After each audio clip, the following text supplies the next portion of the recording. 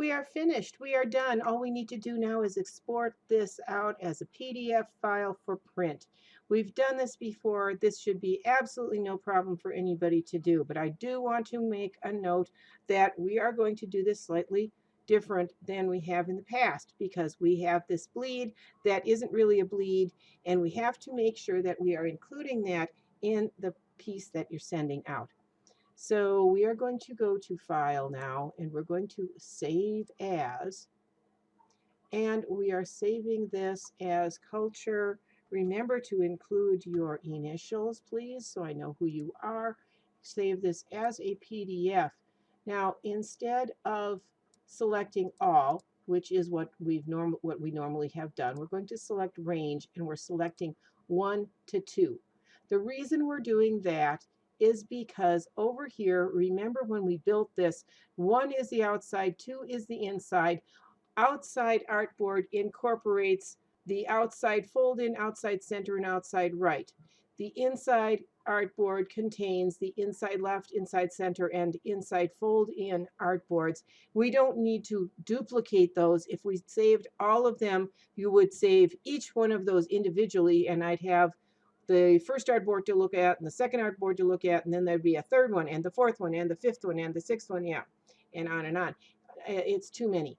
We only need to export out the first and second, but we've got some extra things to take care of in the dialog box. So range 1 to 2.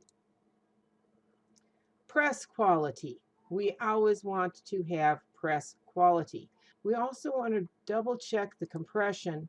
If we don't have this compressed properly, it's going to be too large of a file. Zip is a lossless file compression setting, and we're selecting JPEG. For our purposes, we can leave this at the compression for JPEG.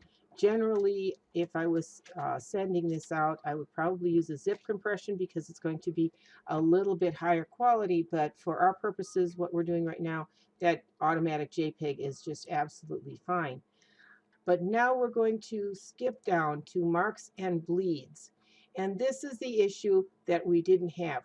We don't have document bleed settings. So we're going to save this with a manual bleed. And we want to get that 1/8 inch that we built in. We're going to change this a 1/2 inch on the top and bottom. And once we've got that set up, we are going to save our PDF file.